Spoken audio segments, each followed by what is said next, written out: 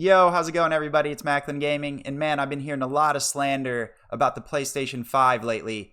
And this year, it seems like everyone's been saying, like, so far, this has been Sony's worst console generation yet. And I can't believe the slander that I'm hearing. I'm personally having, like, so much fun with my PlayStation 5. You know, it might be because I'm playing more video games now than I've ever been. I've been more into it as an adult than ever. But seriously, the PS5 has been a gem for me. I enjoy it. Every time I sit down and put that DualSense 5 in my hands and feel the haptic feedback, I absolutely love it. It's a magical console. So what I really want to talk about is, like, why is the hate coming Sony's way for the PS5? And I think I have a few reasons why. But if you're new to the channel, subscribe. I'd appreciate that. And leave a like at the end of this video, or a dislike, which I'm sure there'll be a few of those because I have some controversial takes coming up. When the PlayStation 5 first came out in 2020, there was so much hype. The most hype that I've ever seen for a console. I just remember, like, getting ready to purchase a PS5, and I'm online, okay, and I'm getting ready to check out, like, oh, it's gonna drop tonight. It's like November something. It's like, I'm ready to do this. So I start, clicking on Target or Best Buy or whatever it was, and like every website is slow and freezing up. Remember, this is like the heart of the pandemic, so everyone's at home and they got nothing really to do outside. So when the PS5 dropped, it was just nuts. I'm trying to check out and the PS5 is like glitching out of my cart. It's gone.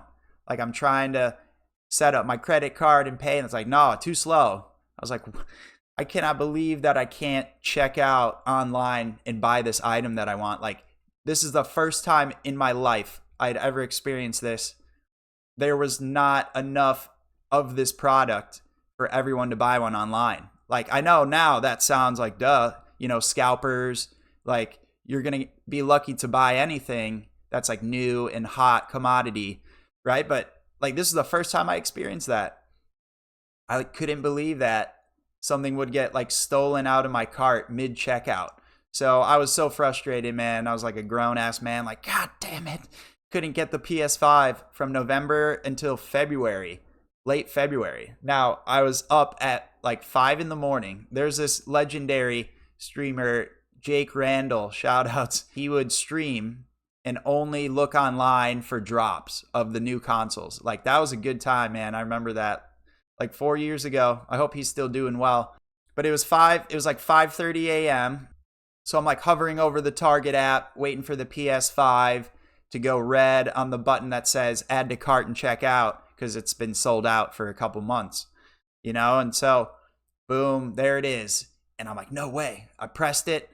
I went to the checkout, and at this point I knew I already had to get my like credit card pre-registered into the app. So everything was set up, and I just like hit a couple buttons, and it was spinning, and then it was like, congratulations. Your product is being processed and you can pick it up soon. And I was like, no way. I like started screaming early in the morning. It was crazy. But that's like a super fond memory for me that I'll always have with the PlayStation 5. And I didn't get this with any other console. I remember when the PS4 dropped, I had just graduated college. Oops, dated myself. But I was like, hey, Mom, like, I wasn't at home. I was still out of college. I was like, Mom, for Christmas, I want the PS4. Can you like go look for it at Target?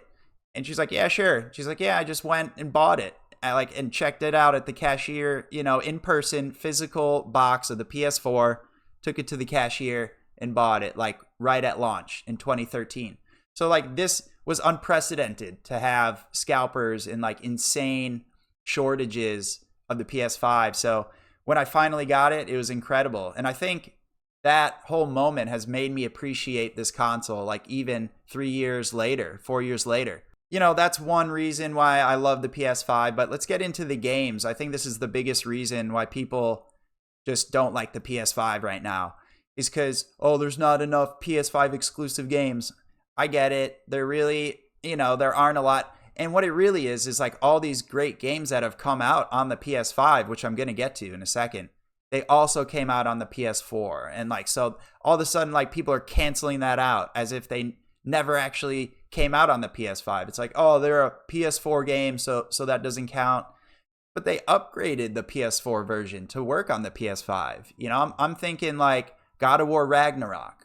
That game runs on PS4, yes.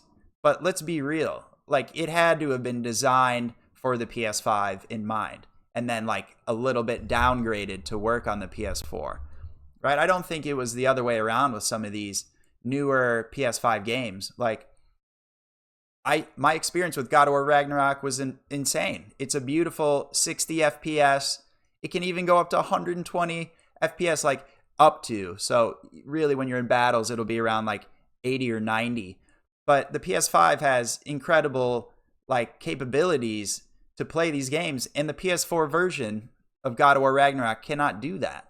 So to say like, oh, I played my God of War Ragnarok on my PS5, but that didn't count as a PS5 experience, like, I think those count. So that's my first controversial argument, is that games that released cross-platform, cross-generation on the PS4 and PS5, those PS5 versions are taking advantage of the hardware. I do think they are. Like, I know it's like, oh, it could have been pushed more if it wasn't designed for the PS4. It could have been even better. Like, maybe, but I think they made those upgrades for, that's why there are two versions. They made the PS5 version better. They took advantage of the hardware in, you know, Ragnarok and all those cross-platform games. So let's talk really about the exclusive PS5 games right now. So Ratchet & Clank was the first one that I played. Ratchet & Clank Rift Apart. Incredible game. I didn't get capture footage of it here, but it's just an awesome 60 FPS experience. And again, you can bring it up to like that 120, which is like 90 to 100 range. And it's a glorious looking game. It's a solid PS5 game. Absolutely. And then, of course, we'll just stick with Insomniac because they've been carrying the PS5. You've got Spider-Man 2, which just came out last year, and that was a beautiful game as well. Insane graphics. The way they can make ray tracing with 60 FPS at the same time is unreal. And, you know, it's a solid game. Not too long, not too short. Great visuals, great story. Spider-Man's not my favorite series ever, but like, I really enjoyed that game. So, and last year there was Final Fantasy 16, which is an incredible PS5 exclusive game. You can control the summons, which they call icons, and it's like one of the incredible visual experiences that you'll see in video games right now. Like, that game is so wild. That's one of the games that I'll play at 30 FPS just to get the best visuals.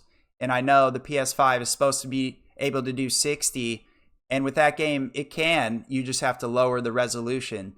So it's like, I wanted that resolution, which is a rare occasion, but Final Fantasy 16 in 4K, 30 FPS still looks stunning. And that is like an incredible experience on the PS5. So that would be another big banger that I've played exclusive on the PS5 so far.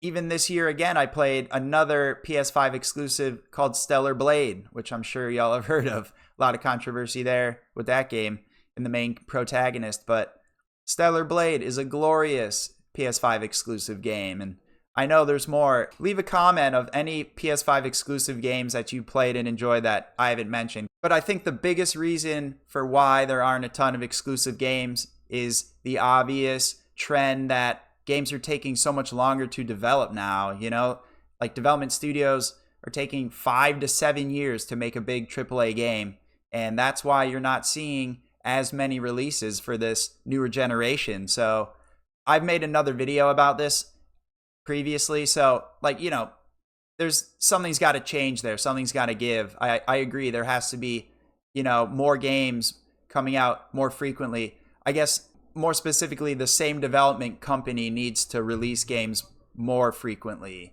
Like, if you look around year in, year out, there's a lot of releases that are like staggered by every different company. If you're into PlayStation and Nintendo and Xbox, you'll get a bunch of releases steadily. But if you're like just on PlayStation, I understand, like, where are the new games coming out? There aren't many new exclusive games like dropping every month of the year, right? It's like, at this point, there's only like 3 a year. So like every 3 or 4 months, right, there's a new big AAA game. So I can understand that, but that's like out of our hands. We can't do much about that. Like, I don't think you can blame the PS5 specifically and Sony. Like, they made a beautiful, powerful console. And this is just a trend for gaming as a whole. So if I really like the PS5, and I also had a PS4 and I like that one too, and you guys know I have my PS2 still from when I was a kid. I've been playing Final Fantasy X on that. Just finished that like a week ago. What is the worst Sony generation? Which console do I think is the worst? All right, this is where I'm going to get destroyed. All right, bring it in. It's the PS3. I know, I said it with that cell processor, baby. It is garbage. No, let me say, honestly, I owned a PS3 for a couple of years, and I enjoyed it. I played a bunch of exclusive PlayStation games on that because I had a 360 in college, and then I started to hear about Last of Us and all these new exclusives, and even old exclusives like Shadow of the Colossus for PS2. I never played that on my PS2 growing up. So I was like, okay, I have to get a PS3, check this out. And I'll make this short, but I played Last of Us. I enjoyed it. I played Shadow of the Colossus. At the time, I enjoyed it. But if you look back now at the PlayStation 3, it runs at like 20 FPS. Like any game, name a game that you've played, it's supposed to target 30, and it will probably run at like 27 FPS the whole time. Drop down to the low 20s, even the teens. You try to play GTA 5 on a PS3, just don't. Okay, I remember this because I had Skyrim on my Xbox 360 and I beat it like multiple times. One of my favorite games of all time. And then I made that transition to buy a PS3, and I sold my 360 at the time. I wasn't a collector in mind. I was like a young college kid with no money, so I had to, trade in the 360 to get the PS3. It was tragic. But when I got the PS3 and started to play my copy of Skyrim that I bought, I was like, the trees are not moving. And I love like nature and environmental effects in open world games. Like, that's a big reason why I love games like this, is for the environment. And I'm looking around and the trees are just like static, like N64 trees for the PlayStation 3 version of Skyrim. Like, they had to downgrade it so badly. The environments don't even like move. It was brutal. I was like, and not to mention the frame rate is so bad. So tell me, try to sell me on why the PS3 is good, because then I'll go to the other generations. PS1, super nostalgic for me. My next door neighbor owned one, so I was always over there playing games like Tony Hawk Pro Skater. And it has Final Fantasy VII original. It has Resident Evil 1 and 2. The PS1, Tomb Raider, it's a banger console. PS2, we don't even have to discuss this. It's probably the greatest. It has one of the greatest game libraries, and it sold the most units. Everybody loved the PS2. Yeah, the PS3, I talked about that. PS4, also an immense game library. Incredible amount of games. People love the PS4. It's one of the best-selling consoles. I don't think it's the best, but it's up there. And then you have the PS5. So what is that? For me personally, where does that leave the rankings? Like, the PS3 has to be at the bottom. But, again, it's not like I hate the PS3. I'm just talking shit. It's not garbage. I love all Sony consoles, but that one for me just has to be at the bottom, right? Like, if I were to rank Zelda games, one of them has to be at the bottom. Doesn't mean that I hate it. So that's my response to a bunch of people that I've heard on the internet talking shit about the PS5. It's Sony's worst generation yet. I can understand with the game droughts that we get in long development times that it's not a stacked library yet, but we're only halfway. This generation's going to be longer, guys, because of the COVID and, these development times. I think this is going to be at least 8-year generation. So let's hang in there. Let's see if the PS5 ends up stacking up with the greatest of them. And let me know what you guys think. What is your order of PlayStation consoles from like top to bottom, 1 through 5?